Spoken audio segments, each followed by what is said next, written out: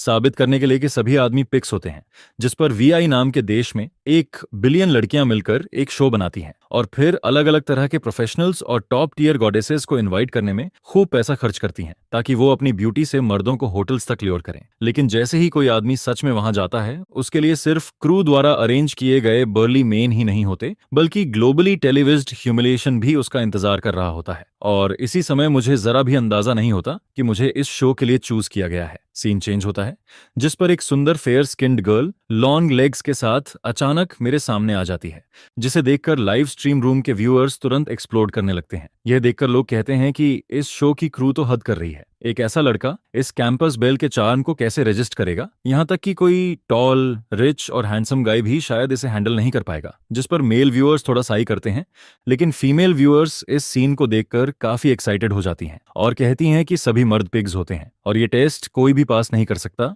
और ये लड़का तो पहली नजर में ही लूजर लग रहा है। इसके बाद लाइव स्ट्रीम में कमेंट्स और भी तेजी से स्पैम होने लगते हैं, लेकिन मुझे इस सबका बिल्कुल भी अंदाजा नहीं होता। मैं बस सामने खड़ी स्कैंटली क्लैड लड़की को फ्राउन करते हुए ऑब्जर्व करता रहता हूँ, जिस पर वो कहती है, बिग ब्रदर हेलो, मेरा नाम शिया बिंग बिंग है। सॉरी आपको डिस्टर्ब कर रही हूँ, लेकिन मैंने अपने दोस्तों से एक गेम हार दिया है, तो क्या आप मेरी जगह एक बॉटल बियर चेक कर सकते हैं? और अगर आप मेरी हेल्प करोगे तो बाद में आप मुझसे एक छोटा सा रिक्वेस्ट कर सकते हो, मैं वो जरूर पूरा करूंगी। यह सुनकर मैं उसे फिर से ऑब्जर्व करता हूँ, जिस पर मैं अंदर से टेम्पर्ड तो होता हूँ, लेकिन मेरा सबकॉन्शियस मुझे वार्न करता है कि ये लड़की ठीक नहीं है, क्योंकि कोई भी नॉर्मल इंसान ऐसे अचानक किसी से ड्रिंक करने को नहीं कहता और ऊपर से कंडीशन भी एक्सेप्ट करता है। मैं अभी मना करने ही वाला होता हूँ कि तभी अचानक मेरे दिमाग में नोटिफिकेशन साउंड बजती है। कंग्रेचुलेशंस होस्ट, आपने god tier selection system awaken कर लिया है। करंट सिचुएशन के अनुसार चॉइस करें। ऑप्शन 1 एग्री करें और लेचर का टाइटल पाएं। ऑप्शन 2 रिफ्यूज करें और सामने वाले को स्कॉल्ड करें, जिससे आपको स्टार्टिंग रिवॉर्ड में 1 मिलियन मिलेगा। यह सुनकर मैं थोड़ा डेज्ड हो जाता हूँ,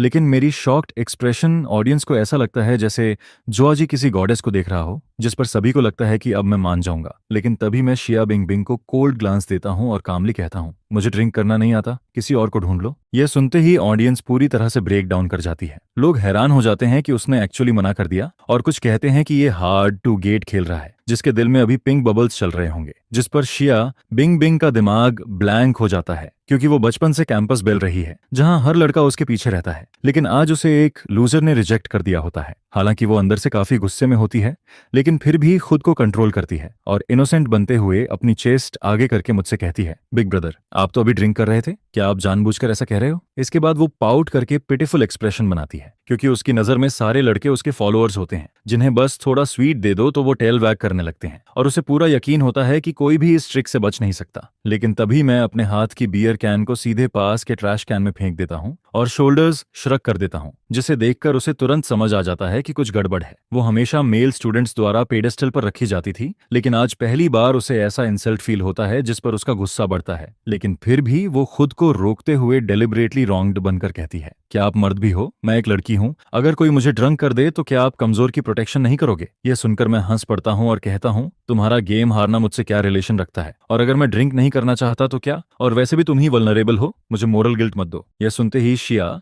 बिंग बिंग उछल पड़ती है और कहती है, मुझे पता था तुम सब मर्द अच्छे नहीं होते। जिस पर मैं अब खुद को रोक नहीं पाता और कहता हूँ, तुम ज्यादा से ज्यादा 18 या 19 साल की हो, रात में बाहर आकर ड्रिंक करना और इतना रिवीलिंग कपड़े पहनना। मैं तुम्हारी रिक्वेस्ट इसलिए रिजेक्ट करता हूँ क्योंकि मुझे तुम्हारे पेरेंट्स पर पिटी आता है और तुम्हारे स्कूल के लिए भी सैड फील होता है कि उन्होंने तुम्हें एडमिट किया। यह सुनकर शिया बिंग बिंग पूरी तरह शॉक में चली जाती है, क्योंकि उसने कभी सोचा नहीं था कि एक लूजर उसे सबके सामने इस तरह स्कॉल्ड करेगा। जिस पर वो गुस्से में पूछती है, मैं कैसे अनफिल हूँ, साफ साफ बोलो। इसके बाद मैं कहता हूँ, तुम्हारे पेरेंट्स ने तुम्हें कितनी मेहनत से पाला है, वो चाहते हैं कि तुम अच्छी पढ़ाई करो, ना कि उनका पैसा लेकर यहाँ आकर ड्रिंक करो और ऐसे कपड़े पहनो। क्या तुमने कभी सोचा कि अगर कुछ गलत हो गया तो तुम्हारी लाइफ और तुम्हारे पेरेंट्स का क्या होगा? यह सुनकर उसका चेहरा रेड और पैल हो जाता है और आसपास के लोग भी इकट्ठा होने लगते हैं, जिनमें से कुछ क्लैप भी करते हैं, जिससे वो शर्म से कहीं छुपना चाहती है। लेकिन मैं रुकता नहीं हूं और आगे कहता हूं, तुम्हारा स्कूल चाहता है कि तुम कंट्री के पिलर बनो, लेकिन तुम यहां आकर इंडल्ज कर रही हो। क्या तुम्हारा बिहेवियर तुम्हारे लायक है? क्या तुम्हें पता भी है कि तुम क्या कर रही हो? जिस पर लाइव स्ट्रीम पूरी तरह एक्सप्लोड हो जाती है। खासकर फीमेल व्यूअर्स के कमेंट्स काफी हार्श होते हैं, जो कहती हैं कि सिर्फ ड्रिंक करने पर इतना बड़ा इश्यू क्यों बनाया जा रहा है। यह देखकर शिया बिंग बिंग का गुस्सा बढ़ जाता है और वो एक्टिंग छोड़कर हिप्स पर हाथ रखकर कहती है, वेकअप, चिंग डायनेस्टी बहुत पहले खत्म हो चुकी है। अगर मैं क्लास के बाद रिलैक्स कर रही हूँ तो क्या प्रॉब्लम है? तुम्हारे हिसाब से तो दुनिया के सारे ड्रिंक करने वाले लोग गलत हैं। जिस पर मैं कोल्ड लाफ करता हूँ और कहता हूँ, बार में ड्रिंक करने वाले सभी लोग गलत नहीं होते, लेकिन तुम एक यूनिवर्सिटी स्टूडेंट हो, रिवीलिंग कपड़े पहनकर ड्रिंक करना और चगिंग गेम्स खेलना क्या सही है? जब तुम मेरे पास आई थी तो मुझे लगा तुम अपना बॉडी सेल करने आई हो। यह सुनकर वो गुस्से से कांपने लगती है और कहती है, हर बार मेरे पेरेंट्स को बीच में मत लाओ। ये कौन सा एरा है? थोड़ा फॉरेन आइडियाज से सीखो। वहां लोग जो चाहे पहनते हैं। तुम्हारे जैसे लोगों की वजह से प्रोग्रेस रुकती है। यह सुनकर मैं आईब्रो रेज करता हूं और कहता हूं, मैं ज्यादा कुछ नहीं कहूंगा, लेकिन अगर तुम अपने फादर के सामने भी ऐसे चेस्ट पफ करके खड़ी हो सकती हो तो मुझे कोई प्रॉब्लम नहीं है। यह सुनते ही उसकी सारी बातें उसके गले में अटक जाती हैं और वो कुछ बोल नहीं पाती। उसका चेहरा फिर से रेड और पैल हो जाता है। इसी समय मेरी नजर थोड़ी दूर खड़े कुछ लोगों पर पड़ती है जो स्कूल सिक्योरिटी पेट्रोल होते हैं, जिस पर मैं उठता हूं और सीधे उनकी तरफ चलता हूं और कहता हूं, हेलो, मैं एक रिपोर्ट फाइल करना चाहता हूं। मैं तुरंत कहता हूं, मैंने अभी वहां एक लड़की देखी जो खुद को स्टूडेंट बताती है लेकिन काफी रिवीलिंग कपड़े पहन रखे हैं। जिस पर लीडर का एक्सप्रेशन तुरंत सीरियस हो जाता है और वो मुझसे सिचुएशन एक्सप्लेन करने को कहता है और फिर कहता है कि वेरीफाई होने के बाद उसे बिना दया के पनिश किया जाएगा। जिस पर मैं दूर खड़ी शिया बिंग बिंग की तरफ पॉइंट करता हूं और कहता हूं, वो वही है। एक यूनिवर्सिटी स्टूडेंट होकर उसे बिल्कुल भी शर्म नहीं है। यहाँ आकर लोगों के साथ चगिंग गेम्स खेलती है और मुझसे कहती है कि अगर मैं उसके लिए ड्रिंक करूं तो वो मेरी एक रिक्वेस्ट पूरी करेगी। ऐसी स्टूडेंट आपके स्कूल की मॉरलिटी को करप्ट कर रही है। आप इसे वापस ले जाकर प्रॉपरली री एजुकेट करें। ये सुनते ही शिया बिंग बिंग शॉक में आ जाती है। उसे बिल्कुल भी उम्मीद नहीं होती कि मैं ऐसा मूव करूंगा और लाइव स्ट्रीम के ऑडियंस भी पूरी तरह स्टैंडर्ड रह जाते हैं। जिस पर मेल व्यूअर्स जोर जोर से स्पैम करते हैं जेंडर रिवर्सल और हजारों कमेंट्स आने लगते हैं। इसके बाद पेट्रोल टीम उसे तुरंत अपने साथ ले जाती है और इन्वेस्टिगेशन में कोऑपरेट करने को कहती है। जिस पर उसी समय मेरे दिमाग में सिस्टम की वॉइस फिर से सुनाई देती है, कंग्रेचुलेशंस होस्ट, आपने मिशन रिक्वायरमेंट्स एक्सेसीड कर दिए हैं। रिवॉर्ड में 3 मिलियन युआन और एक पोर्श 718 मिलेगा। कैश ट्रांसफर हो चुका है और कार रात 12 बजे आपके नियरेस्ट पार्किंग लॉट में डिलीवर होगी। यह सुनकर मैं पूरी तरह स्टंड रह जाता हूं और तुरंत अपना फोन निकालकर चेक करता हूं। अमाउंट देखकर मैं इमोशनल साई लेता हूं और सोचता हूं कि सिर्फ थोड़ी सी वर्बल लेसन देने पर इतना बड़ा रिवॉर्ड मिल गया। इस तरह पैसे कमाना तो बहुत ईजी है। इसके बाद मैं नियरेस्ट पार्किंग लॉट को याद करता हूं और तुरंत वहां की तरफ चल पड़ता हूं। लेकिन जैसे ही मैं पार्किंग लॉट पहुंचता हूं, एक फेमिलियर स्कैंटिली क्लैड फिगर मेरी तरफ दौड़ती हुई आती है, जिस पर मैं तुरंत पीछे हट जाता हूं। शिया बिन बिन गुस्से से भरा चेहरा लेकर कहती है, मैं तो बस मजाक कर रही थी। क्या तुम्हें सच में पेट्रोल टीम को बुलाना था? तुम खुद को देखो, 25 से 26 के लगते हो, शेबी कपड़े पहने हुए। खुद की लाइफ ऑलरेडी ऐसी है और फिर भी ड्रिंक करने पर पैसे खर्च करते हो और ऊपर से मुझे सबके सामने क्रिटिसाइज करते हो। तुम तो प्योर हाइपोक्रेट हो। ये सुनते ही लाइव स्ट्रीम ऑडियंस उसके साथ एग्री करने लगती है, लेकिन मैं बिना कुछ बोले उसकी बात इग्नोर करता हूं और सीधे अपनी पोस्ट की तरफ बढ़ता हूं। जिस पर शिया बिंग बिंग थोड़ा पैनिक हो जाती है और तुरंत मेरे पीछे दौड़ती है और फिर अचानक स्लिप होने का नाटक करके गिर जाती है, जिस पर उसकी लॉन्ग स्लेडर लेग्स मेरे सामने आ जाती हैं। यह देखकर दूर छिपी कैमरा क्रू खुश हो जाती है और कैमरा मेरे फेस पर फोकस कर देती है ताकि मेरा रिएक्शन कैप्चर कर सके। लेकिन मैं बिना एक सेकंड रुके उसे इग्नोर करके आगे बढ़ता रहता हूं, जिसे देखकर क्रू खुद ही ब्रेक डाउन हो जाती है। तभी एक यूनिफॉर्म पहना हुआ आदमी मेरे पास आता है और कहता है, आपकी पोर्श 718 डिलीवर हो चुकी है, प्लीज इसे इंस्पेक्ट करके एक्सेप्ट करें। यह देखकर शिया बिंग बिंग शॉक में रह जाती है और उसका जॉ ड्रॉप हो जाता है और लाइव स्ट्रीम में एक्सक्लेमेशन मार्क्स की बाढ़ आ जाती है। लोग कहते हैं कि ये लड़का एक्चुअली रिच सेकंड जनरेशन निकला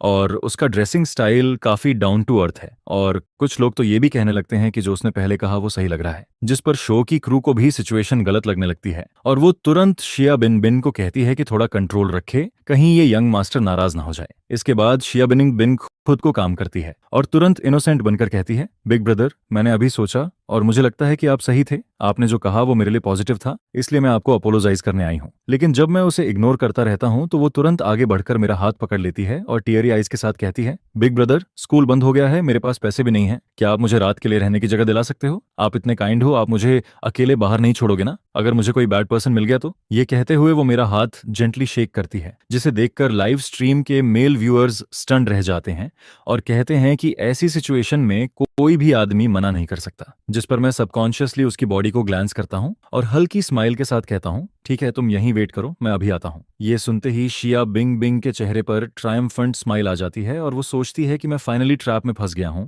और फीमेल व्यूअर्स भी उसे जज करने लगती हैं। लेकिन थोड़ी देर बाद अंडरग्राउंड पार्किंग में फुटस्टेप्स की आवाज गूंजती है, जिस पर मैं वापस आता हूं और मेरे साथ वही सिक्योरिटी पेट्रोल टीम होती है, जिसे देखकर शिया बिन बिन वहीं फ्रीज हो जाती है और उसके अंदर अनईज भर जाता है। कैमरा क्रू भी कंफ्यूज्ड हो जाती है, लेकिन कैमरा झूम करता रहता है एंड लाइव स्ट्रीम ऑडियंस भी पूरी तरह डेज्ड हो जाती है, जिस पर मैं पेट्रोल टीम के साथ उसके सामने खड़ा होकर कहता हूँ, यही स्टूडेंट है, इसने टैवर्न में मुझे हैरस किया और अब पार्किंग लॉट तक फॉलो किया और मुझसे बेड पर ले जाने की रिक्वेस्ट कर रही थी। इसकी डिसेंस का क्या हुआ? इसे स्ट्रिक्टली इन्वेस्टिगेट करें और प्रॉपरली री एडुकेट करें। ये स्टूडेंट लगती ही नहीं है। यह सुनते ही शिया बिंग बिंग बिजली गिरने जैसा शॉक फील करती है। उसकी आंखें पूरी तरह वाइड हो जाती हैं और वो डिसबिलीफ में सब देखती रह जाती है, जिस पर लाइव स्ट्रीम ऑडियंस फिर से एक्सप्लोड हो जाती है और लोग कहते हैं कि ये आदमी सच में इम्प्रेसिव है और कुछ लोग उसे लेजेंड तक कहने लगते हैं, जबकि सब शिया बिंग बिंग के चेहरे को देखते हैं जो अब ग्रीन और पैल होता जा रहा है, जिस पर लोग हैरानी से कहते हैं कि क्या वो सच में ये सोच रही थी कि ये उस पर मूव करेगा, और फिर यही रिजल्ट निकलता है, जिसे देखकर सब बोलते हैं कि अगर वो होते तो शर्म से कहीं छुप जाते या किसी दूसरे प्लैनेट पर जाकर रहने लगते। इस समय शिया बिंग बिंग भी सिचुएशन की सीरियसनेस समझने लगती है और उसका एक्सप्रेशन काफी अगली हो जाता है, जिस पर मैं फिर से बोलना शुरू करता हूँ। तुम एक स्टूडेंट हो, रात में रिवीलिंग कपड़े पहनकर बाहर ड्रिंक करने जाती हो, ऊपर से चगिंग गेम्स खेलती हो और अब एक अजनबी आदमी से कहती हो कि तुम्हारे पास रहने की जगह नहीं है। सच में कोई शर्म नहीं है तुम्हें? तुम्हारे जैसे लोगों की वजह से इनोसेंट लड़कियों पर भी गलत शक किया जाता है। क्या तुम्हें सेल्फ रिस्पेक्ट और सेल्फ लव का मतलब भी पता है? तुम्हारी सारी पढ़ाई क्या बेकार गई है? यह सुनकर पेट्रोल टीम के मेंबर्स भी अंदर से फ्राउन करने लगते हैं, क्योंकि अभी थोड़ी देर पहले ही उन्होंने उसे पब्लिक में पकड़ा था, जो ऑलरेडी स्कूल के लिए शर्म की बात थी, लेकिन उनके सुपीरियर के कॉल की वजह से उन्हें उसे छोड़ना पड़ा था, जिस पर लीडर और ज्यादा गुस्से में आ जाता है और खुद भी उसे स्कोल्ड करते हुए कहता है, एक स्टूडेंट को स्टूडेंट की तरह बिहेव करना चाहिए। तुम्हारे पेरेंट्स ने तुम्हें यहाँ पढ़ने भेजा है, ना कि बाहर घूमने और ये सब करने के लिए। जल्दी से इस आदमी को थैंक यू बोलो। आज तुम लकी हो कि तुम्हें ये मिला, वरना कोई और होता तो तुम्हें कार में डालकर ले जाता और तुम्हारी पूरी लाइफ खत्म हो जाती। यह सुनकर शिया बिन बिन सिर झुका लेती है, एक हाथ से अपनी कॉलर कवर करती है और दूसरे से स्कर्ट नीचे खींचती है और फिर धीरे से मुझे थैंक यू कहती है, लेकिन अंदर ही अंदर वो मेरे पूरे खानदान को गालियां दे रही होती है, जिस पर मैं समझ जाता हूं कि वो अंदर से कन्विंस्ड नहीं है और सोचता हूं कि ये पहली बार नहीं है, बल्कि ये लड़की पहले भी ऐसा कर चुकी है, इसलिए इसे लेसन सिखाना जरूरी है। इसके बाद मैं गहरी सांस लेता हूं और पेट्रोल टीम की तरफ ग्लेयर करते हुए कहता हूं, आपका स्कूल अपने स्टूडेंट्स को आखिर सिखाता क्या है? क्या कोई एडमिशन स्टैंडर्ड नहीं है? अगर ये बात बाहर गई तो सिर्फ यही नहीं, पूरा स्कूल बदनाम होगा, और अगर आज कुछ गलत हो जाता तो पेरेंट्स को क्या जवाब देते?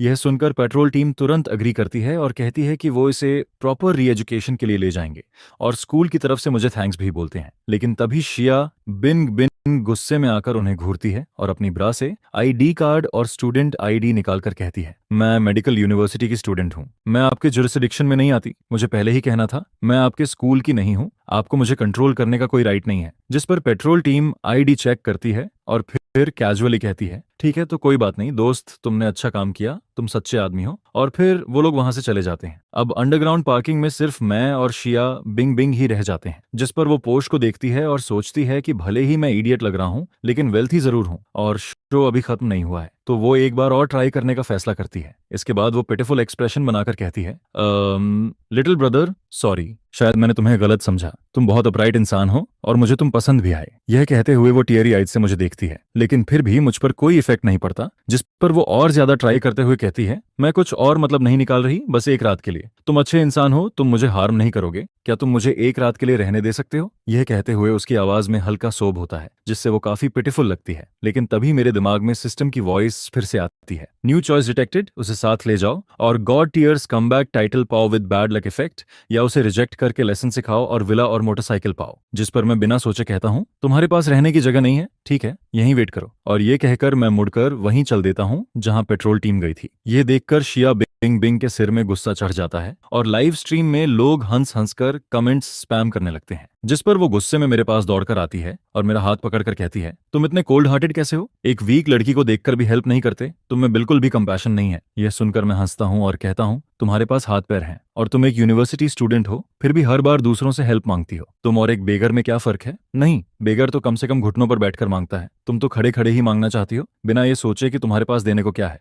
यह कहकर मैं मुड़ जाता हूं और वहां से चला जाता हूं, जिस पर उसी समय सिस्टम की वॉइस आती है कि 500 मीटर का विला और मोटरसाइकिल मेरे अकाउंट में ऐड हो चुकी है। यह सुनकर शिया बिंग बिंग गुस्से से भर जाती है और कहती है, ड्रामा बंद करो, अगर तुम्हारे पास पैसे नहीं है तो सीधा बोलो, तुम्हारी हालत देखकर लग रहा है कि वो कार भी तुमने रेंट की थी, तुम गरीब और चीप हो और बिल्कुल स्कम्बैग हो, लेकिन मैं उसे पूरी तरह इग्नोर करता हूं और मैसेज के अनुसार आगे बढ़ता हूं और थोड़ी देर में एक प्राइवेट एलिवेटर के सामने रुक जाता हूं, जिस पर शिया बिन बिन भी समझ जाती है कि ये शांग युन याकशी का प्राइवेट एलिवेटर है और मुझे मॉक करते हुए कहती है, ये गरीब फिर एक्टिंग कर रहा है, इसे पता भी है ये जगह क्या है, ये शांग युन याकशी का प्राइवेट एलिवेटर है, क्या तुम यहीं रहते हो? दूर खड़ी फिल्म क्रू भी हंसने लगती है और कहती है कि इस एलिवेटर में जाने के लिए फिंगरप्रिंट और फेस रिकॉग्निशन चाहिए और गार्ड्स भी हैं, आज ये पिटेगा जरूर। लेकिन मैं बिना कुछ बोले आगे बढ़ता हूँ, जिस पर एलिवेटर डोर अपने आप खुल जाता है और गार्ड्स मुझे रिस्पेक्ट के साथ वेलकम करते हैं, वेलकम होम सर, और मैं अंदर चला जाता हूँ।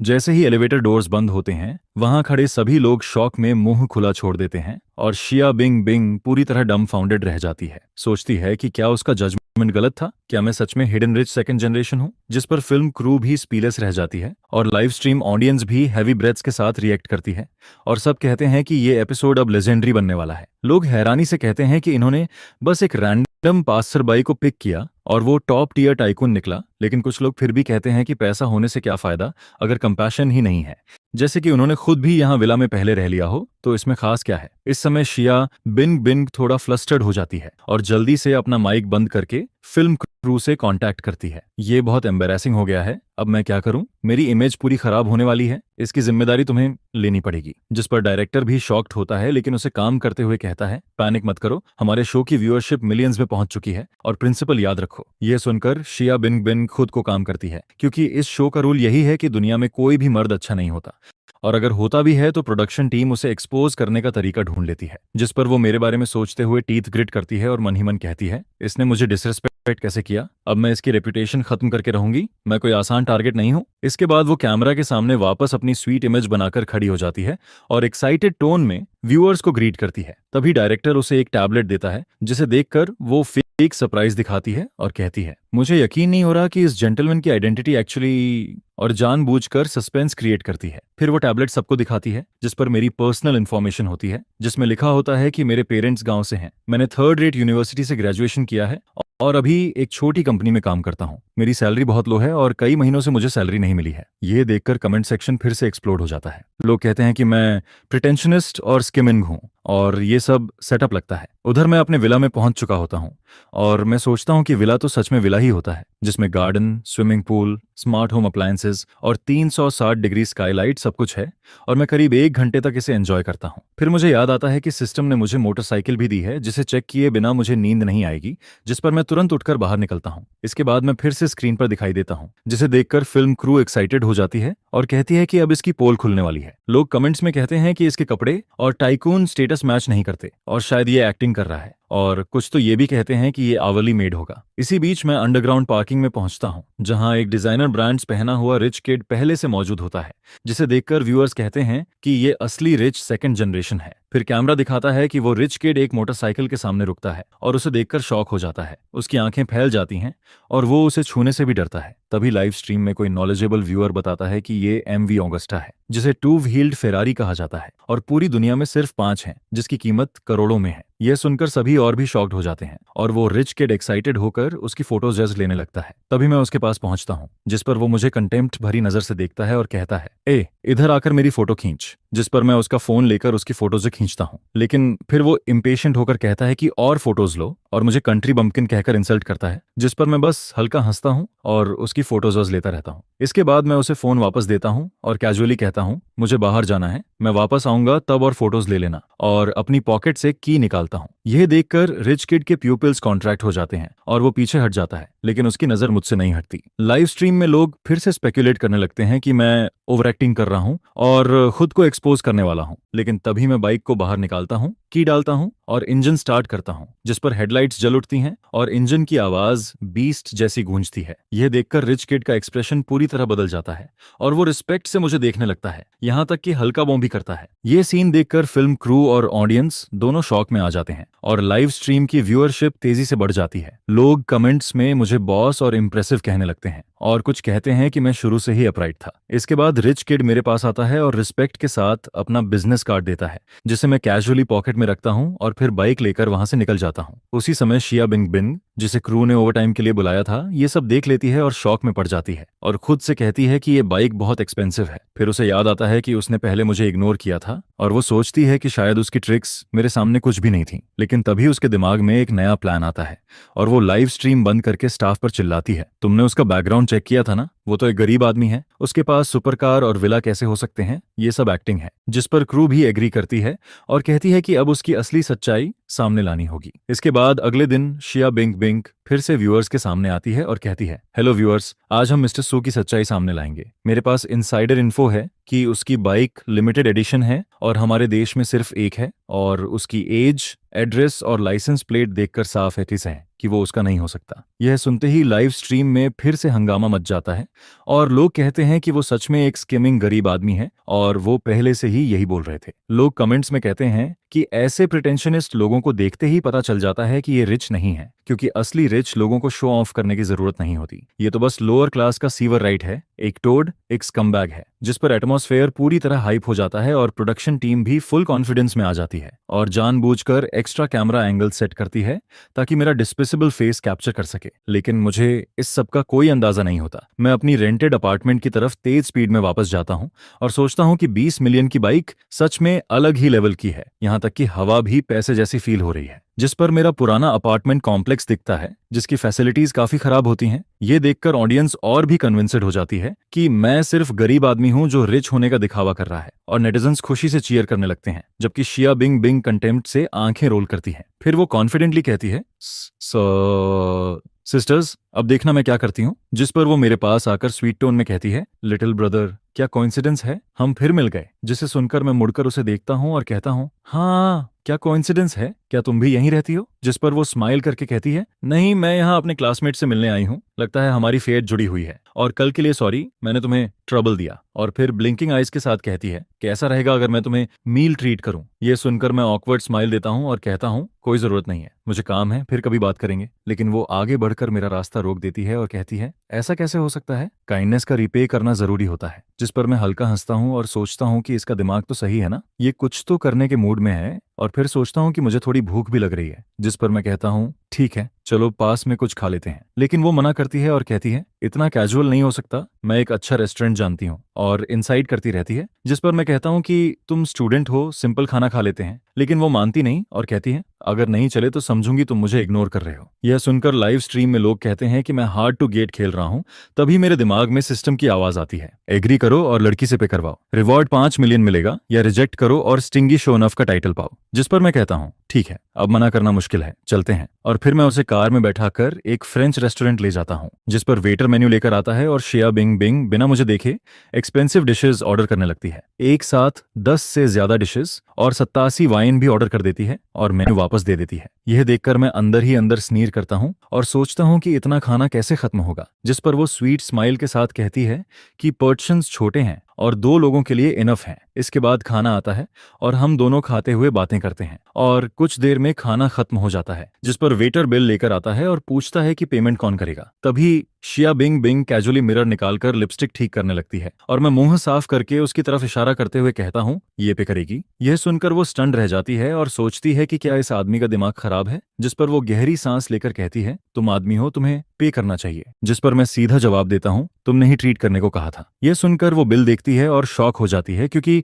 अमाउंट 5,888 होता है, जो उसके लिए बहुत ज्यादा है। जिस पर वो गुस्सा दबाकर कहती है कि लड़का और लड़की साथ खाएं तो लड़की इनवाइट करे और लड़का पे करे, ये कॉमन सेंस है। यह सुनकर आसपास बैठे लोग भी देखने लगते हैं और कुछ लोग बोलते हैं कि ये लड़का बिना पैसे के लड़की पटाने आया है। यह सुनकर वो स्मग होकर मुझे देखती है। तभी सिस्टम की आवाज आती है, पे करो तो स्लाइमैन टाइटल मिलेगा, रिफ्यूज करो और स्कॉल्ड करो तो 3 मिलियन और विला मिलेगा। जिस पर मैं फर्म होकर कहता हूँ, तुमने इंसाइट किया था, मैंने कई बार मना किया, फिर भी मैं आया क्योंकि तुम सिंसियर लग रही थी, अब मैं क्यों पे करूं? जिस पर वो गुस्से में कहती है, लेकिन मैं लड़की हूं। यह सुनकर मैं कोल्ड लाफ करता हूं और कहता हूं, कल तुम जेंडर इक्वालिटी की बात कर रही थी, अब तुम ट्रीट करके मुझसे पे करवाना चाहती हो, यही इक्वालिटी है। इसके बाद मैं एक्सप्लेन करता हूं कि चिवलरी का मतलब केयर करना है, ना कि उसे एक्सक्यूज बनाकर डिमांड करना, और उसे सिंपल लॉजिक समझाता हूं। यह सुनकर उसका चेहरा रेड और पैल हो जाता है और आसपास बैठे लोग क्लैप करने लगते हैं। जिससे वो एम्बेरेस्ड हो जाती है लेकिन कुछ बोल नहीं पाती। फिर वो गुस्से में कहती है, मुझे फर्क नहीं पड़ता, तुम्हें पे करना ही पड़ेगा। जिस पर मैं कामली कहता हूँ, अगर तुमने पहले ही डिसाइड किया था कि मुझ पे करना है तो इतना खाना क्यों ऑर्डर किया? तुमने हर डिश से बस 2 बाइट लिए और बाकी छोड़ दिया। क्या तुम मुझे फूल समझती हो? वेस्ट करना गलत है। इसके बाद मैं बच्चों की बात करता हूँ जिन्हें खाना नहीं मिलता, और कहता हूँ कि उसका बिहेवियर गलत है और वो जानबूझकर ट्रबल कर रही है, और साफ कह देता हूँ कि मैं पे नहीं करूंगा। ये कहकर मैं जाने लगता हूँ, जिस पर वो घबराकर मेरा हाथ पकड़ती है और कहती है, क्या तुम डिन एंड डैश कर रहे हो? जिस पर मैं कुछ बोलने ही वाला होता हूँ कि वो गुस्से में कहती है, तुम में कोई शिवलरी नहीं है, तुम स्टिंजी और क्लासलेस हो। ये सुनकर मुझे हंसी आती है और मैं कहता हूँ, मैंने तुम्हारी हेल्प की, तुमने मुझे फोर्स किया खाने के लिए, और अब मुझसे पे करवाना चाहती हो? ये कैसी एंटाइटलमेंट है? यह सुनकर रेस्टोरेंट में फिर से अपलॉज होता है। लोग कहते हैं कि इतनी प्रिटी लड़की होकर भी फ्रीलोड कर रही है, और उसे शेमफुल बताते हैं। जिस पर शिया बिंग बिंग गुस्से से पागल होने लगती है और सोचती है कि पिछले 2 दिन उसकी लाइफ के सबसे वर्स्ट रहे हैं, और कहती है, मैंने चीटिंग कहा था, वो बस पोलाइट होने के लिए कहा था। जिस पर वो गुस्से में कहती है, क्या तुमने सच में ये बिलीव कर लिया? तुम्हारे जैसे इंसान को पूरी जिंदगी कोई गर्लफ्रेंड नहीं मिलेगी? ये सुनते ही वो इतना गुस्से में आ जाती है कि मुझे स्लैप करने के लिए हाथ उठाती है, लेकिन मैं तुरंत उसका रिस्ट पकड़ लेता हूँ और कहता हूँ, गलती करना एक बात है, लेकिन सुधारने की जगह तुम मारने आ रही हो। क्या तुम्हें ये बेसिक प्रिंसिपल भी नहीं पता कि जो इन्वाइट करता है वही पे करता है? या फिर तुम्हें पैदा करते वक्त तुम्हारी माँ ने तुम्हें छोड़कर कुछ और ही पाल लिया था? मेरे ये कहते ही सिस्टम की आवाज गूंजती है, कंग्रेचुलेशंस होस्ट, आपने एस रैंक अचीव किया है, रिवॉर्ड में 10 मिलियन और एक लॉटरी चांस मिलेगा। जिस पर शिया बिंग बिंग अब पूरी तरह कंट्रोल खो देती है और बिना कुछ सोचे मुझे गालियां देने लगती है। वो कहती है, तुम खुद को क्या समझते हो? रेंटेड कार लेकर एटीट्यूड दिखाते हो, वो मोटरसाइकिल भी शायद कहीं से चोरी की होगी, और तुम जैसे आदमी को देखकर मुझे घिन आती है। ये देखकर फिल्म क्रू भी गुस्से से भर जाती है। डायरेक्टर तो स्क्रिप्ट फेंककर मुझे मारने के लिए आगे बढ़ता है, लेकिन उसका असिस्टेंट उसे रोकता है और कहता है कि एक स्कमबैग के लिए इतना रिएक्ट करना सही नहीं है। जिस पर डायरेक्टर खुद को कंट्रोल करता है और तुरंत स्क्रिप्ट चेंज करके होस्ट से कहलवाता है,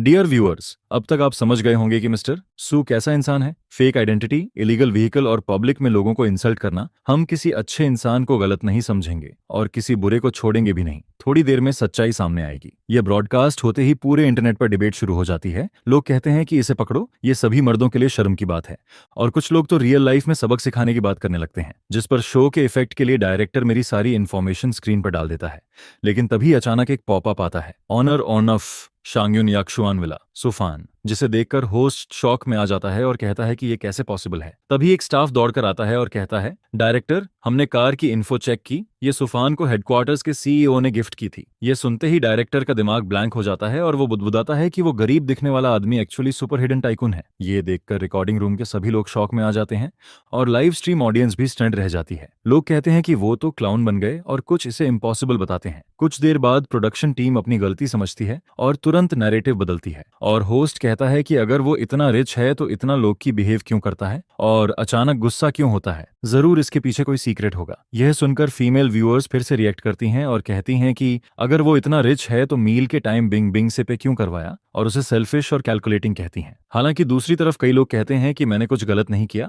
और इंटरनेट पर वीडियोस भी फैलने लगते हैं जिनमें दिखता है कि शिया बिंग बिंग ही मुझे डेलिबरेटली सडूस कर रही थी और वेस्ट कर रही थी, जिससे प्रोडक्शन टीम की रेप्यूटेशन गिरने लगती है। जिस पर डायरेक्टर फिर से पैनिक होकर इमरजेंसी मीटिंग बुलाता है और कहता है कि दुनिया में कोई भी पूरी तरह अच्छा आदमी नहीं होता, रिच लोग तो और भी बुरे होते हैं, और किसी भी तरह उसे एक्सपोज करना होगा। उधर शिया बिंग बिंग भी गुस्से में कहती है, सुफान, चाहे तुम्हारे पास कितना भी पैसा हो, मैं तुम्हें कंकूर करके रहूंगी। और इसके बाद वो मुझे सीक्रेटली फॉलो करती है, लेकिन मैं उसे इग्नोर करता रहता हूँ। फिर मैं अपना बैंक बैलेंस चेक करता हूँ और लंबी अमाउंट देखकर खुद ही हैरान हो जाता हूँ, और याद करता हूँ कि मेरे पास लॉटरी चांस भी है। जिस पर मैं सिस्टम ओपन करके ड्रॉ करता हूँ, जिस पर सिस्टम अनाउंस करता है, grand prize restaurant dining reward, आप सिटी में कहीं भी 5 लाख खर्च करो और वो रेस्टोरेंट आपका हो जाएगा, और खर्च किया गया पैसा 10 गुना रिफंड होगा। यह सुनकर मैं खुद शॉक्ड हो जाता हूँ और सोचता हूँ कि ये तो जैकपॉट है। तभी पीछे से एक फेमिलियर आवाज आती है, सुफान, क्या ये तुम हो? जिस पर मैं मुड़कर देखता हूँ और एक एलिगेंट वुमन को खड़ा पाता हूँ जो मेरी हाई स्कूल टीचर छिन शुइंग होती है। मैं उसे ग्रीट करता हूँ और पूछता हूँ कि वो कैसी है, जिस पर वो हल्का साई लेकर बताती है कि फैमिली ने ब्लाइंड डेट फिक्स की थी, लेकिन उसे रिजेक्ट कर दिया गया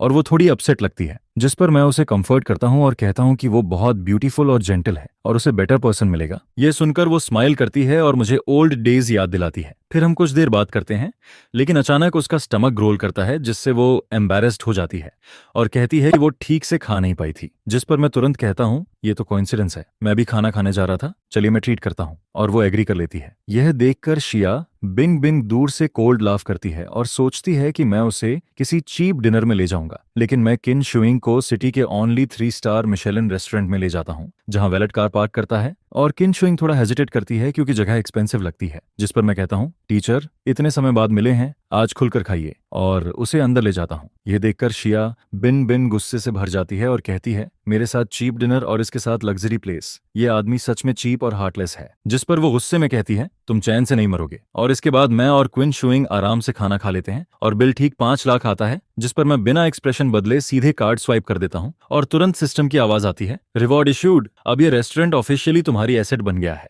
इसके बाद हम दोनों वहां से निकल जाते हैं और पीछे से प्रोडक्शन टीम के लोग तुरंत फ्रंट डेस्क पर जाकर बिल पूछते हैं, क्या 5 लाख एक मील का? ये सुनकर वो और भी गुस्से में आ जाते हैं और मुझे चीपकेट कहते हैं कि मैंने किसी और पर इतना पैसा क्यों खर्च किया। जिस पर वेटर थोड़ी हिचकिचाहट के साथ कहता है, सॉरी, मिस्टर सू इस रेस्टोरेंट के ओनर हैं। यह सुनते ही शिया बिन बिन जोर से चिल्ला पड़ती है, क्या ये रेस्टोरेंट इसका है? और पूरी प्रोडक्शन टीम डम्बफाउंडेड रह जाती है। लेकिन लाइव स्ट्रीम में कुछ लोग फिर भी कहते हैं कि अपने ही रेस्टोरेंट में खाने का क्या मतलब, इसमें खर्च तो होता ही नहीं, और मुझे चीप ही कहते रहते हैं। और कुछ तो ये भी कहते हैं कि मुझे ओल्डर विमेन पसंद है, जिस पर प्रोडक्शन टीम गलत समझ लेती है कि मुझे मैच्योर विमेन पसंद है। और अगले ही दिन एक मैच्योर और चार्मिंग वुमन मुवान वान को मेरे सामने लाया जाता है। सुबह लाइव स्ट्रीम में ममू वान वान खुद को इंट्रोड्यूस करती है और कहती है कि वो एक ट्यूटर है और मेरे बिहेवियर को प्रोफेशनली एनालाइज करेगी, जिसे सुनकर मेल व्यूअर्स साई करते हैं कि अब मैं बच नहीं पाऊंगा, जबकि फीमेल व्यूअर्स एक्साइटेड हो जाती हैं। जिस पर मू वान वान अंदर ही अंदर कनिंग स्माइल देती है और सोचती है कि वो मुझे पूरी तरह स्कैम करके छोड़ेगी। इसके बाद वो एक लैम्बोर्गिनी में मेरे पास आती है,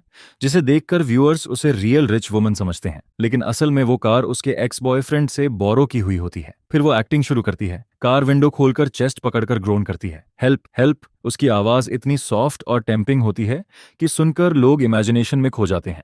जिस पर मैं उसकी तरफ देखता हूं और नोटिस करता हूं कि वो पसीने से भीगी हुई है और थोड़ा सस्पिशियस लग रही है, लेकिन फिर भी हेल्प करने के लिए मैं उसके पास जाता हूं। लेकिन हेल्प करने की जगह मैं उसे अपना लेफ्ट ओवर फूड दे देता हूं और कहता हूं, अगर बुरा ना मानो तो ये खा लो, शायद बेटर फील करो। यह देखकर लाइव स्ट्रीम में लोग हंसने लगते हैं कि मैंने एक ब्यूटी को लेफ्ट ओवर्स खाने को दे दिया। जिस पर मुंह वान वान के अंदर गुस्सा उबल रहा होता है, लेकिन वो बाहर से स्माइल करते हुए खाना खोलती है और फेक सरप्राइज दिखाती है और थोड़ा सा खाकर कहती है कि ये डिलीशियस है। मैं उसे और खाने को कहता हूँ, लेकिन वो मना कर देती है और डाइट का बहाना बनाती है, जिस पर मैं सिर हिलाकर जाने लगता हूँ। लेकिन वो तुरंत मुझे रोकती है और थैंक्स बोलते हुए कहती है, आपकी कार भी अच्छी है, क्या आप गुआंगुन सुपरकार क्लब की गैदरिंग में चलना चाहेंगे? जिस पर मैं मना करता हूँ और कहता हूँ कि वो लोग बेसलेस रिच किड्स हैं, लेकिन वो इंसाइट करती है कि कनेक्शंस जरूरी होते हैं। जिस पर मैं आखिरकार ज्वाइन कर लेता हूँ। मुझे पता नहीं होता कि ग्रुप के ज्यादातर लोग प्रोडक्शन टीम के अरेंज्ड होते हैं। इसके बाद मैं घर आकर आराम करता हूँ, तभी ग्रुप एक्टिव हो जाता है और मुवान वान मुझे टैग करके रेड एनवेलप भेजने को कहती है, जिस पर मैं कैजुअली 200 युआन भेज देता हूँ। लेकिन ग्रुप तुरंत एक्सप्लोड हो जाता है और लोग कहते हैं कि ये बहुत कम है और मुझे स्टिंगी कहकर ग्रुप से निकालने की बात करते हैं। मैं इग्नोर करता हूं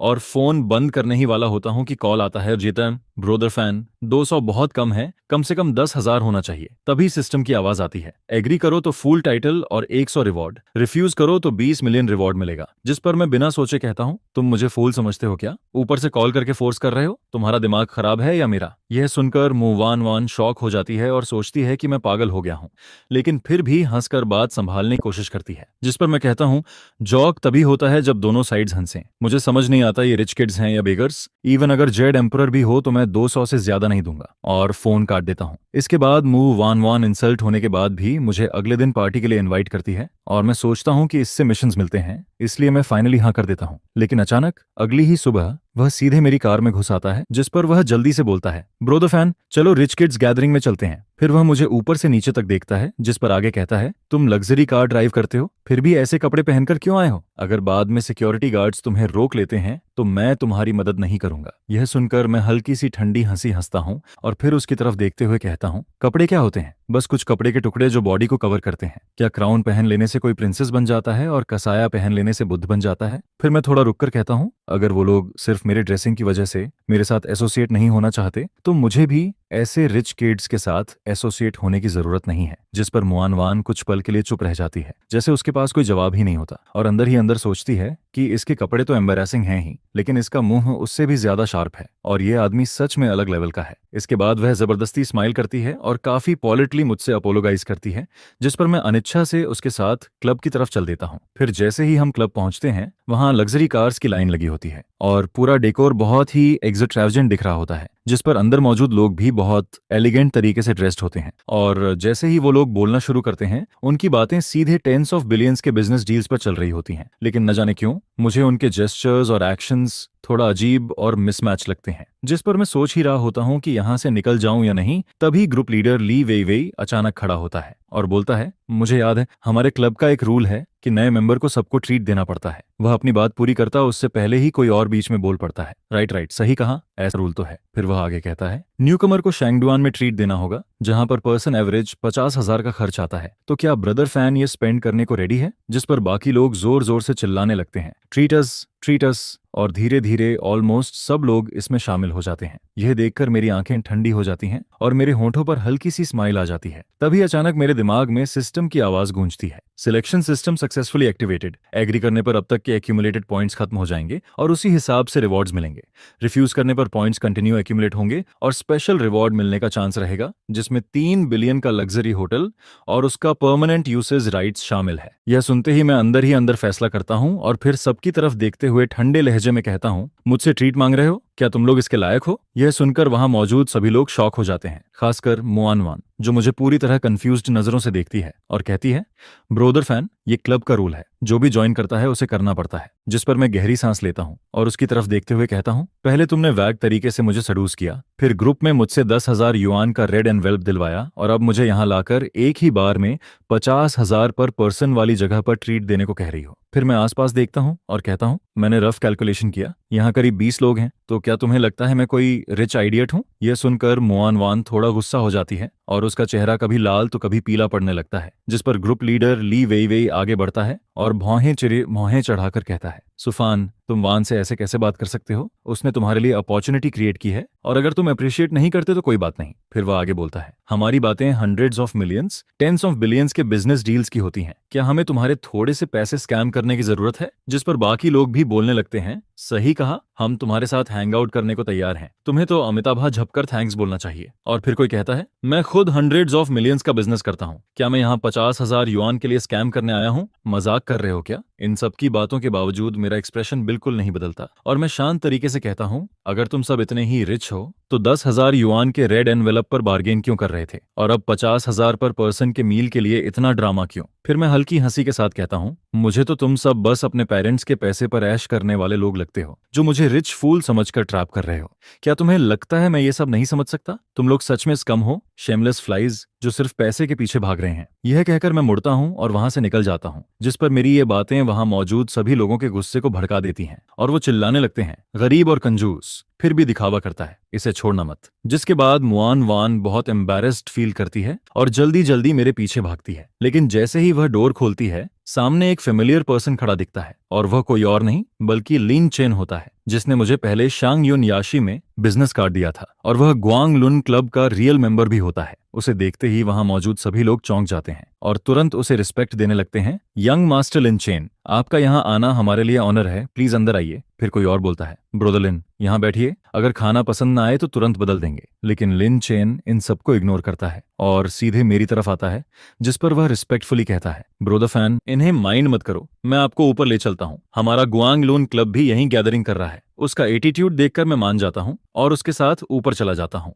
फिर जैसे ही हम टॉप फ्लोर पर पहुंचते हैं, वह जगह बिल्कुल अलग दुनिया जैसी लगती है, जहां गार्डन्स, लॉन्स, हेलीपैड और स्विम सूट्स में ब्यूटीफुल गर्ल सर्विस दे रही होती हैं और वहां मौजूद लोग बहुत लो की लेकिन नोबल ऑरा के साथ बातें कर रहे होते हैं, जिसे देखकर साफ समझ आता है कि ये ही असली रिच लोग हैं। जिस पर लिन चेन मुस्कुराते हुए सबको इंट्रोड्यूस करता है, ये है मिस्टर सू, जिनके बारे में मैंने बताया था और ये मेरे सेम विला कॉम्प्लेक्स में रहते हैं। नीचे पार्किंग में जो एमवी ऑगुस्टा है वो इनकी है। यह सुनते ही सभी लोग चौंक जाते हैं और कोई कहता है, अभी नीचे मैं सोच रहा था कि काश उस कार के ओनर से मिल पाता, और यहाँ तो उनसे मुलाकात हो गई। फिर कोई और एक्साइटेड होकर कहता है, अगर पता होता आप आ रहे हैं तो मैं अपनी खराब कार लेकर नहीं आता। वो एमवी ऑगुस्टा तो मेरा ड्रीम है, अगर एक राइड मिल जाए तो मैं खुशी से सो भी नहीं पाऊंगा। यह सुनकर मैं हल्की स्माइल देता हूँ और कहता हूँ, अरे नहीं, ये तो बस मेरी लक है, आप सबसे मिलना मेरे लिए ऑनर है। और जहां तक उस एमवी ऑगस्टा की बात है, वो तो एक स्मॉल इलेक्ट्रिक स्कूटर जितनी कंफर्टेबल भी नहीं है। अगर आपको पसंद है तो कुछ दिन के लिए ले जाकर चला सकते हैं। यह कहकर मैं कैजुअली की टेबल पर रख देता हूँ,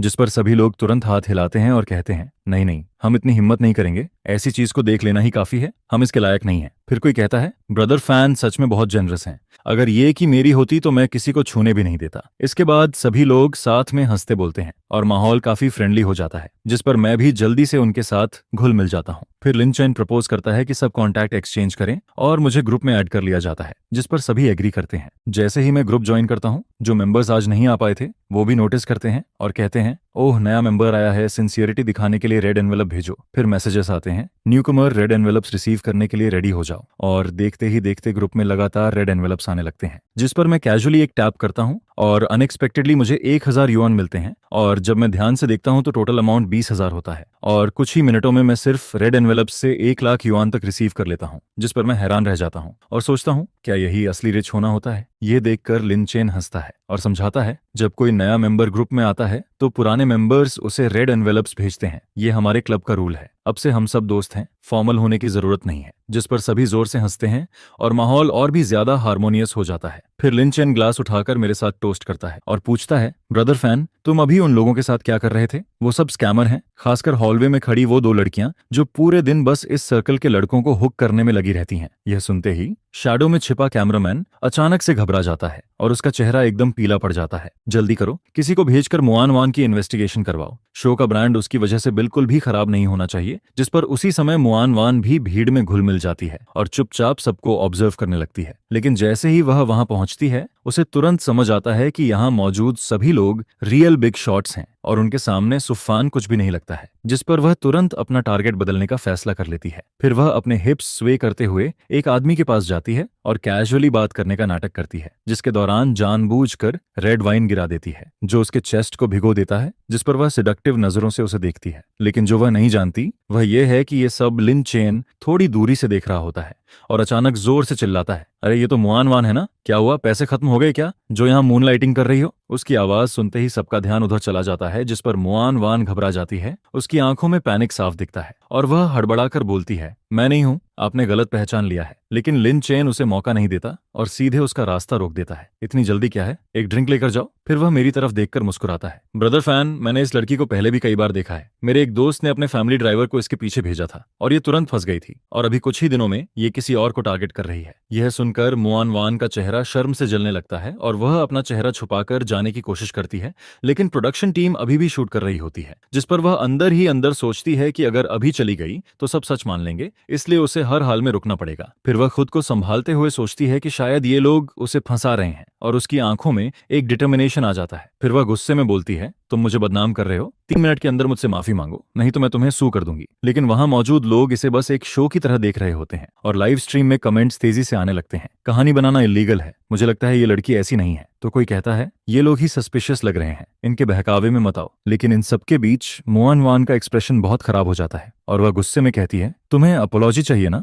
मैं अभी पुलिस को कॉल करती हूँ, बस इंतजार करो। जिस पर लिन चेन हाथ उठाकर कहता है, जरूरत नहीं, तुम्हें प्रूफ चाहिए ना, और फिर वह अपना फोन निकालकर कॉल करता है, शाओजिंग ऊपर आओ। कुछ ही देर में एलिवेटर से डींग की आवाज आती है और एक सूट पहने आदमी बाहर आता है, जिसे देखते ही मुआन वान का चेहरा एकदम पीला पड़ जाता है, क्योंकि वह सच में वही ड्राइवर होता है। लिन चेन स्मर्क करता है और शाओ जेंग से पूछता है, क्या तुम इसे जानते हो? जिस पर वह तुरंत जवाब देता है, हाँ, मैं इसे अच्छी तरह जानता हूँ, इसके इनर थाई पर मोल है। ये सुनते ही लाइव स्ट्रीम में लोग शॉक हो जाते हैं और कमेंट्स फ्लड होने लगते हैं, ये तो सच निकला, जो लोग इसे फेक कह रहे थे अब कहाँ गए, ये तो हंसी से मार डालेगा, इतनी गोल्ड डिगिंग भी कोई करता है क्या? वहीं दूसरी तरफ मुआन वन शर्म और गुस्से से जल रही होती है और सोचती है कि दूसरों द्वारा ट्रिक होना एक बात है, लेकिन अब उसे खुद को संभालना होगा। फिर वह कहती है, तुम लोग जैसे भी हो, मैं मानती हूँ कि पैसों की वजह से मुझसे गलती हुई, लेकिन अगर मैं अपनी गलती सुधार लूं तो मैं अभी भी एक अच्छी लड़की हूँ। तभी सिस्टम की आवाज आती है, सिलेक्शन सिस्टम सक्सेसफुली एक्टिवेटेड। अगर तुम इसके शब्दों से एग्री करते हो तो 1 मिलियन डिडक्ट होगा, अगर डिसएग्री करके इसे लेक्चर देते हो तो 10 मिलियन रिवॉर्ड मिलेगा। यह सुनकर मैं उसकी तरफ देखता हूँ और उसकी एरोगेंट एटीट्यूड पर हंसने का मन करता है। फिर मैं ठंडे लहजे में कहता हूँ, अच्छी लड़कियों का नाम खराब मत करो। रियल अच्छी लड़कियां तुम्हारी तरह नहीं होती, जो एक पल इसको फ्लर्ट करती हैं और दूसरे पल किसी और को। अगर तुम्हें कोई बीमारी नहीं है तो ठीक है, लेकिन अगर है तो तुम सोसाइटी को नुकसान पहुंचा रही हो, ये समझती हो? यह सुनते ही लाइव स्ट्रीम में लोग भड़क जाते हैं और कमेंट्स आने लगते हैं, ये आदमी पागल है क्या? वो बस थोड़ा ज्यादा लोगों को पसंद करती है, इसमें इतना क्या? ये तो घिनौना है, ये रिच किड्स भी कुछ अच्छे नहीं लगते। वहीं कुछ लोग सपोर्ट में भी बोलते हैं, ट्रिगर हो गया क्या? तुम लकी हो कि पुलिस नहीं बुलाई गई,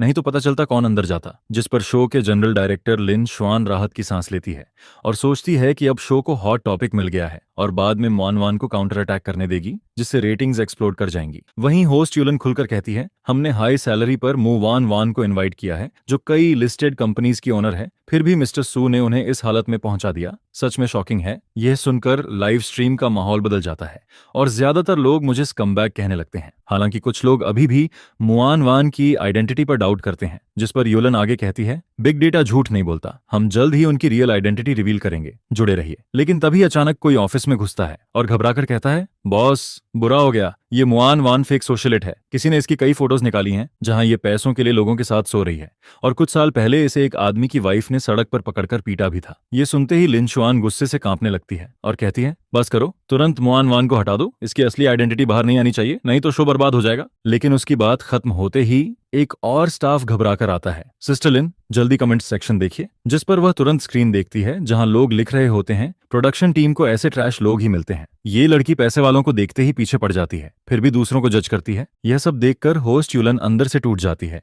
लेकिन फिर भी खुद को संभाल कर बोलती है, डियर व्यूअर्स, हमने अभी मुआन वान की आइडेंटिटी वेरीफाई की है और कुछ इनकंसिस्टेंसीज पाई हैं। हमारी टीम तुरंत इसे रिरेक्ट करेगी, हम सिंसियरली अपोलोगाइज करते हैं। यह कहकर वह 90 डिग्री झुक जाती है, जिस पर मुआन वान की सच्चाई सामने आते ही वह पूरी तरह टूट जाती है और चुपचाप वहां से निकल जाती है। इसके बाद मैं रिच किड्स के साथ गोल्फ कोर्स की तरफ जाता हूं, जहां पहुंचकर लिन चेन अपने कुछ और फ्रेंड्स को बुलाता है और जैसे ही वे मेरी एमवी ऑगस्टा देखते हैं, वे एक्साइटेड हो जाते हैं और तुरंत फोटोज लेकर अपने मोमेंट्स पर डाल देते हैं, जिस पर पूरे सर्कल में बात फैल जाती है। और जैसे ही लोगों को पता चलता है कि कार ओनर गोल्फ कोर्स पर है, वे अपने सारे प्लान्स कैंसिल करके यहाँ आने लगते हैं और देखते ही देखते वहां 100 से ज्यादा लोग इकट्ठा हो जाते हैं जो मुझसे मिलना चाहते हैं। यह देखकर लिन चेन भी थोड़ा ऑकवर्ड फील करता है, जिस पर मैं सिचुएशन को देखकर कहता हूँ, यहाँ बहुत भीड़ हो गई है, चलो मेरे प्लेस चलते हैं। ये सुनकर लिन चेन थोड़ा हेजिटेट करता है, इतने सारे लोग हैं, शायद कन्वीनियंट नहीं होगा। जिस पर मैं हल्का स्मर्क करता हूँ और कहता हूँ, तुम क्या सोच रहे हो, मैं अपने प्राइवेट गोल्फ कोर्स की बात कर रहा हूँ। यह सुनते ही सब लोग चौंक जाते हैं और थोड़े क्यूरियस भी हो जाते हैं। वहीं लाइव स्ट्रीम में लोग फिर से कमेंट्स करने लगते हैं, ये फिर शो ऑफ कर रहा है, इस बार जरूर बेइज्जती होगी। लेकिन इन सब के बीच मेरा एक्सप्रेशन बिल्कुल काम रहता है और मैं पास में खड़े जिनशा होटल की तरफ इशारा करता हूँ और कहता हूँ, वो होटल दिख रहा है कितना बड़ा है। यह सुनते ही सब लोग शॉक हो जाते हैं और कोई बोल पड़ता है, डैम, ब्रदर फैन तो सच में नेक्स्ट लेवल है, इतनी फाइनेंशियल पावर, सच में एमवी ऑगस्टा का ओनर अलग ही लेवल का होता है। फिर कोई बोलता है, मुझे पहले ही सोचना चाहिए था, वहां एक बहुत बड़ा स्विमिंग पूल भी है, हम इतने सारे लोग मिलकर पूल पार्टी कर सकते हैं और बहुत मजा आएगा। फिर वो आगे कहता है, मैं बहुत सारे यंग मॉडल्स को जानता हूँ, मैं गारंटी देता हूँ कि तुम सब सेटिस्फाई हो जाओगे। यह सुनकर सबकी आंखों में एक्साइटमेंट दिखने लगता है, जिस पर मैं हल्की हेल्पलेस स्माइल देता हूँ और कहता हूँ, अभी तो हम गोल्फ खेलने वाले थे ना। मेरी ये बात सुनकर सब थोड़े कंफ्यूज्ड हो जाते हैं, क्योंकि उन्होंने कभी जिनशादा होटल में इतना बड़ा गोल्फ कोर्स नहीं देखा होता है, जिस पर कुछ सोशलाइट्स तो जाने के बारे में सोचने भी लगते हैं कि अगर अलग अलग जाकर गोल्फ खेलना पड़ा तो कितना ऑकवर्ड लगेगा। लेकिन लिन चेन अब भी मेरे साथ पूरी रिस्पेक्ट के साथ खड़ा रहता है, जैसे वो मेरा सबऑर्डिनेट हो और मेरी कार पार्क करवाने से लेकर सर्विस अरेंज करने तक हर काम खुद करता है। ये देखकर बाकी लोगों को लगता है कि एमवी ऑगस्टा जरूर टॉप टियर है, लेकिन इतना भी नहीं कि कोई इस तरह बिहेव करे, जिस पर लाइव स्ट्रीम में भी लोग कमेंट्स करने लगते हैं, ये सुफान सच में एक्टिंग कर रहा है, इसने रियल रिच यंग मास्टर को भी फूल कर दिया। इसके बाद मैं सबको ग्रीट करता हूँ और सीधे सुपर वीआईपी एलिवेटर की तरफ जाता हूँ। फिर फिंगरप्रिंट मशीन पर अपना फिंगर रखता हूँ, जिसके तुरंत बाद रोबोटिक फीमेल वॉइस गूंजती है, identification successful, wishing you a soaring journey. यह सुनते ही सब लोग शॉक हो जाते हैं और कोई बोलता है, क्या ये हमें ऊपर प्राइवेट स्काई गोल्फ कोर्स में ले जाने वाला है? फिर सबके चेहरे पर डिसबिलीफ आ जाता है। जिनशा होटल का प्राइवेट स्काई गोल्फ कोर्स पूरे हेयन में कौन नहीं जानता। वहां वही लोग जा सकते हैं जिनकी वर्थ टेंस ऑफ बिलियंस में होती है। ये देखकर लाइव स्ट्रीम में लोग फिर से स्पैम करने लगते हैं, ये रिच किड नहीं, ये तो मेरा डैडी है। अब अगर किसी ने ब्रदर फैन के खिलाफ कुछ कहा तो देख लेना, क्या ये होटल सच में इसका है? उधर कुछ लोग डाउट करते हैं, ये सब बहुत फेक लग रहा है, जैसे शो स्क्रिप्टेड हो। एक नॉर्मल इंसान के पास इतना सब कैसे हो सकता है? जिस पर जनरल डायरेक्टर लिनवान भी गहरी सोच में पड़ जाती है, क्योंकि सुफान की फाइल बार बार चेक करने पर भी उसे वही ऑर्डिनरी स्टेटस दिखता है, लेकिन उसके पास इतना सब होना समझ से बाहर है। वहीं दूसरी तरफ मुआन वान और हांग बिंग सबसे ज्यादा शॉक में होते हैं। मुआन वान गुस्से में खुद को कोसती है, अगर मुझे पहले पता होता कि ये इतना रिच है तो थोड़ी ह्यूमिलेशन क्या चीज थी, मार भी खा लेती। वहीं हांग बिंग रोते हुए कहती है, अगर मुझे पहले पता होता तो मैं उससे जेलस नहीं होती, अब बस रिग्रेट ही रह गया है। इधर मौजूद रिच किड्स भी हैरान रह जाते हैं, क्योंकि उनके पास पैसा तो है लेकिन इतना नहीं, और 3 बिलियन का लग्जरी होटल और उसका रूफटॉप गोल्फ कोर्स देखकर सब दंग रह जाते हैं। जिस पर कोई बोलता है, ब्रोदर फैन, क्या तुम्हें अंडरलेंस चाहिए? मैं कुछ भी कर सकता हूँ। फिर कोई कहता है, ये व्यू, ये सीनरी, अब से तुम मेरे सगे भाई हो। इसके बाद एलिवेटर खुलता है और सब लोग फिर से शॉक हो जाते हैं, जैसे गांव से आए लोग पहली बार शहर देख रहे हों। इधर उधर देखते रहते हैं और उनकी आंखें चमकने लगती हैं। लिन चेन जमीन पर बैठकर लॉन को ध्यान से देखता है और कहता है, अगर मैं गलत नहीं हूं तो ये ग्रास हमारे कंट्री में नहीं मिलता होगा। जिस पर लीचांग भी उसके साथ बैठ जाता है और कहता है, ये इम्पोर्टेड है, मैंने सुना है इसका छोटा सा पैच भी टेंस ऑफ थाउजेंड्स युआन का होता है। यह सुनकर दोनों कुछ पल के लिए चुप रह जाते हैं, जैसे उन्हें यकीन ही नहीं होता। अब यहाँ आकर इन रिच किड्स को समझ आता है कि असली रिच होना क्या होता है, और वे सब जैसे एक्साइटेड होकर इधर उधर घूमते हैं, लेकिन फिर रियलाइज करते हैं कि यहाँ हर चीज बहुत एक्सपेंसिव है। जिस पर वे डरते डरते मेरे पीछे पीछे चलते हैं, कहीं कुछ टूट न जाए। फिर कुछ लोग आपस में बात करते हैं, जो लिन चेन कर रहा था वो बूटलिकिंग नहीं था, वो तो डिजर्व करता है, और कुछ लोग तो उससे भी बेहतर सर्व करने की बात करते हैं। अगर सर्व करना है तो हमें करने दो, इस मामले में हम सबसे आगे हैं। यह सुनकर सबके अंदर कंपटीशन जैसा माहौल बन जाता है और सब लिन चेन को घूरने लगते हैं। वहीं मैं खुद भी पहली बार इतना शॉकिंग सीन देख रहा होता हूँ, लेकिन सबकी रिस्पेक्ट और एडमिरेशन देखकर मेरे अंदर सिर्फ एक ही फीलिंग आती है, ऑनेस्म। लेकिन बाहर से मैं बिल्कुल काम रहता हूँ। फिर मैं कहता हूँ, सब लोग रिलैक्स करो, जैसे नॉर्मली खेलते हो वैसे खेलो, हम सब दोस्त हैं। यह सुनते ही सब लोग अलग अलग डायरेक्शन में फैल जाते हैं और तुरंत फोन्स निकालकर फोटोज एंड वीडियोस लेने लगते हैं, क्योंकि लिन चेन मेरे करीब होता है। बाकी रिच किड्स इनडायरेक्टली उससे मेरे बारे में पूछने की कोशिश करते हैं, जिस पर वह थोड़ा एटीट्यूड में आकर कहता है, ये ट्रिक मुझ पर मत चलाओ, अगर बैकग्राउंड जानना है तो पहले अपनी औकात देखो, मैं तुम्हें यहाँ लेकर आया वही काफी है, मेरे फ्रेंड के सामने मुझे एम्बैरस मत करना। ये सुनकर सब शांत हो जाते हैं और कोई ज्यादा आगे नहीं बढ़ता। इसके बाद गोल्फ खेलने का मेन मोमेंट शुरू होता है, और मैंने कभी गोल्फ खेला नहीं होता, बस टीवी पर देखा होता है। लेकिन जैसे ही मैं खेलता हूँ, आसपास से नाइस शॉट की आवाजें आने लगती हैं, जिस पर मुझे समझ आता है कि अगर स्टेटस हो तो खराब परफॉर्मेंस भी लोग प्राइज करते हैं। यही पैसे का पावर है। उधर प्रोडक्शन टीम तीसरे चैलेंजर के बारे में डिस्कस कर रही होती है, और उन्हें मुझसे कोई डर नहीं लगता, बल्कि वे सोचते हैं कि अगर मेरा असली चेहरा एक्सपोज हो जाए तो वे मुझे थ्रेटन करके पैसे भी कमा सकते हैं। जनरल डायरेक्टर लिनवान तो यह मान चुकी होती है कि इस दुनिया में कोई अच्छा आदमी होता ही नहीं। फिर वे एक नई लड़की चूज करते हैं जिसका नाम शेन क्विंग यिन होता है, जो कंट्री साइड से आई होती है, अपने दम पर टॉप यूनिवर्सिटी में पहुंची होती है और डबल डॉक्टरेट भी कर चुकी होती है। और सबसे खास बात, उसके बारे में कोई गलत रूमर नहीं होता। इस समय शेन क्विंग यिन मुस्कुरा रही होती है, क्योंकि उसने पिछले सारे एपिसोड्स देखे होते हैं और उसे पहले के चैलेंजर्स के तरीके बहुत चीप लगते हैं, जिस पर वह सोचती है कि वह उनसे अलग तरीके से काम करेगी। इसके बाद सीन चेंज होता है और रूफटॉप गोल्फ कोर्स पर कुछ देर खेलने के बाद मुझे बोरिंग लगने लगता है, जिस पर मैं एक्सक्यूज बनाकर नीचे अकेले टहलने चला जाता हूँ। जैसे ही मैं नीचे आता हूँ, शेन क्विंग यिन की नजर मुझ पर पड़ती है, जो होटल के एंट्रेंस पर अपनी कंपनी के प्रोडक्ट के फ्लायर्स बांट रही होती है और पसीने से भीगी हुई होती है। उसकी मेहनत और डिटर्मिनेशन के साथ साथ उसकी कमजोरी भी दिखती है, जिसे देखकर किसी को भी सिंपैथी फील हो सकती है। जिस पर शेन क्विंग यिन मुझे अपनी तरफ आते देख अंदर ही अंदर खुश होती है और सोचती है, रिच मैन को हार्डवर्किंग गर्ल्स पसंद होती हैं। अब देखती हूँ सुफान को कैसे हैंडल करती हूँ। हालांकि उसके हाथ रुकते नहीं हैं, और जैसे ही मैं उसके पास से गुजरता हूँ, वह मेरे हाथ में फ्लायर थमा देती है और जानबूझकर अपने चेहरे का पसीना पोंछते हुए मुझे देखती है। हेलो सर, आप एक बार देख सकते हैं। लेकिन मैं उसे इग्नोर करता हूँ और मुड़कर जाने लगता हूँ। यह देखकर शेन क्विंग यिन थोड़ा फ्राउन करती है और सोचती है, ये तो रिएक्ट ही नहीं कर रहा, अब सीरियस होना पड़ेगा। फिर वह अचानक जमीन पर गिर जाती है, जिस पर सिस्टम की आवाज आती है, सिलेक्शन सिस्टम सिनारियो एक्टिवेटेड। अगर तुम उसकी मदद करते हो तो गुड पर्सन कार्ड मिलेगा, अगर मना करके उसका ट्रिक एक्सपोज करते हो तो 50 मिलियन रिवॉर्ड मिलेगा। यह सुनते ही मेरी आंखें चमक उठती हैं और मैं मन ही मन कहता हूँ, लगता है फिर से काम आ गया। जैसे ही शेन क्विंग यिन गिरने ही वाली होती है, मैं तुरंत उसका हाथ पकड़ लेता हूँ और उसी वक्त अपना फोन निकालकर कॉल कर देता हूँ, जिस पर लाइव स्ट्रीम के ऑडियंस तुरंत रिएक्ट करने लगते हैं। लो, आ गया मोमेंट, ये फंस गया।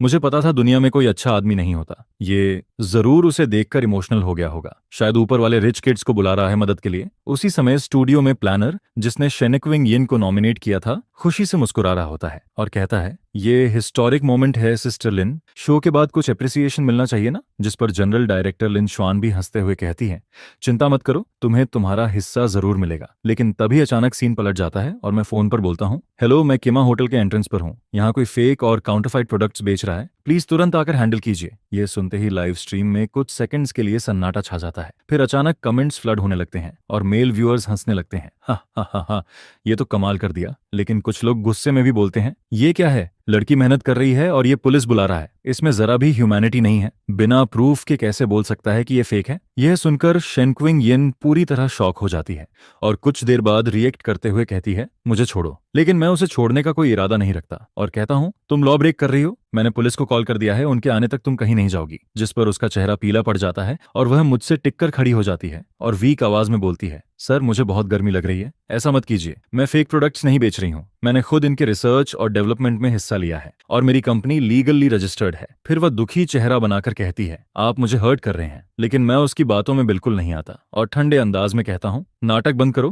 पुलिस आएगी तो सब क्लियर हो जाएगा। और अगर फेक नहीं भी है तो होटल के बाहर कॉस्मेटिक्स के नाम पर फ्लायर्स बांटना भी सस्पिशियस है। कौन जानता है तुम असल में क्या बेच रही हो। यह सुनकर शेनक्विंग यिन चौंक जाती है और कहती है, ऐसा नहीं है, मेरे प्रोडक्ट्स स्टैंडर्ड्स पर खरे उतरते हैं, आप चाहें तो टेस्ट करवा सकते हैं। तभी पुलिस आ जाती है क्योंकि ये एरिया की पेट्रोल जोन होता है और मैं उन्हें इशारा करके कहता हूँ यही है। लेकिन शेनक्विंग यिन काम रहती है और पुलिस से कहती है, ऑफिसर मैं सिर्फ कॉस्मेटिक्स प्रमोट कर रही हूँ, ये मेरी बिजनेस लाइसेंस की फोटो है, मेरी कंपनी नई है इसलिए हम प्रोडक्ट्स लॉस में बेच रहे हैं, बस थोड़ा रेपुटेशन बनाना चाहते हैं। यह सुनकर मैं फिर कहता हूँ, इतने सस्ते प्रोडक्ट्स की क्वालिटी डाउटफुल है और यहाँ रहने वाली विमेन को इनकी जरूरत भी नहीं होगी, मुझे लगता है ये कुछ और ही कर रही है। जिस पर पुलिस ऑफिसर सीरियस होकर कहता है, हम इस मैटर को वेरीफाई करेंगे, लेकिन अब से तुम यहाँ फ्लायर्स डिस्ट्रीब्यूट नहीं करोगी। और फिर मेरी तरफ देखकर कहता है, प्रॉब्लम रिपोर्ट करना हर सिटीजन का ड्यूटी है, इसे जारी रखिए। मैं मुस्कुराकर सिर हिला देता हूँ। जैसे ही पुलिस जाती है मुझे सिस्टम से रिवॉर्ड मिल जाता है और अकाउंट में पैसे आते देख मैं अंदर ही अंदर खुश हो जाता हूँ। वहीं शेनक्विंग यिन उदास होकर खड़ी रहती है और कहती है, सर मुझे शायद हीट स्ट्रोक हो गया है,